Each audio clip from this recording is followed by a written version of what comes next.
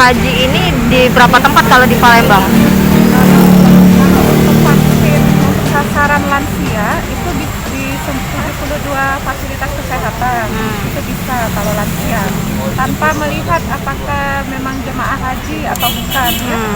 Sementara kalau kita berbicaranya untuk pelayanan haji itu kalau di Palembang ini ada di 9 puskesmas. Di mana saja itu, dokter? Palembang. Di Puskesmas Merdeka, kemudian Puskesmas Di mana aja, Bu? Boleh di skip? Merdeka, Skip. kemudian Basuki Rahmat, Tarame, Sumatang Borang, Kertapati ya, Pembina, dan Kampus. Oke.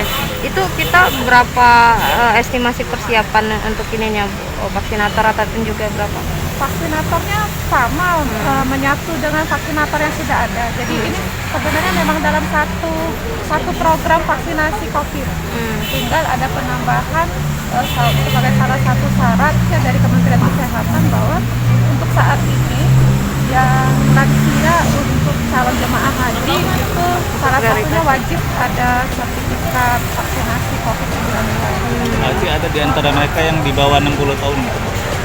Kalau saat ini kebijakannya lansia, nanti yang di bawah 60 tahun jemaah haji akan ada kebijakan menyusul dari Kementerian. Jadi fokus untuk sekarang ini untuk lansia, haji lansia ya, Bu?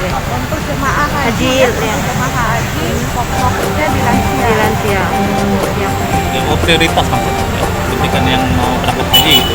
Ya, kalau lansia ini kan memang sudah prioritas masuk kelompok yang memang wajib vaksin untuk saat ini lansia.